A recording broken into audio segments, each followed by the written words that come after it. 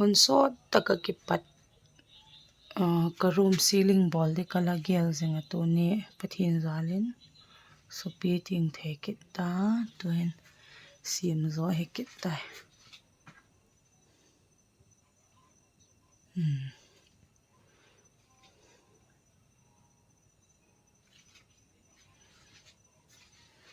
zo room le ka vak sizing hoi kita ka room ya neu talun tin diga chu sizing ball ngai ma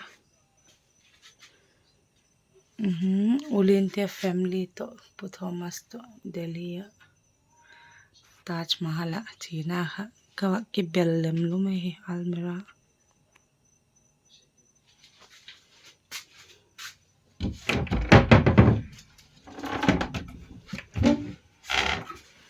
kapon chen hole kanau no bebe min kitup takinai thep tup pe ka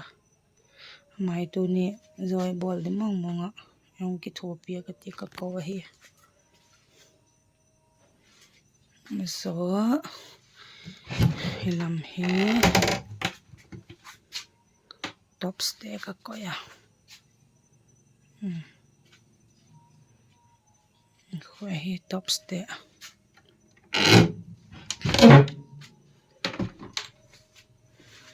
kalup na le a na ka thenga hilamai ka ko ita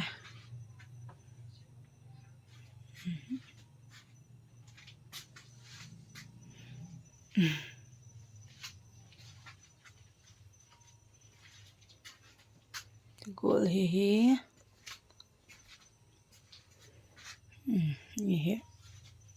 tui bottle to wipes to earbuds ho them ko hi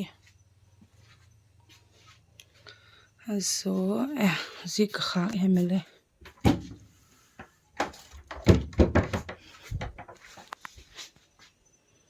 hilam hi ka bag ho abo na tu ni chu ka suk thing hi ka naw nu ta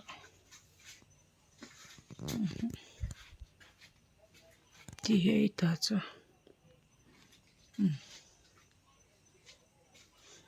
ta ho window khaluma hi ka chut na ka ki rest na ma ta he nom dewa wa chut sek na he ni le program ho ka chi di pha le ka ba ki sak sek na dressing table hi dressing table namahi keng to ho ka ko ya achunga hi thil them ho ko na hi heels boots hello le chapal tivel sneaker tivel hi so hi almira neu khat kita ba hong he tiu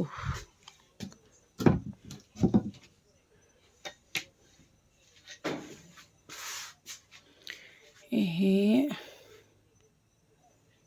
jeans ho katoka ho chung ho ka koyo to e cotton te zo noi ho banglo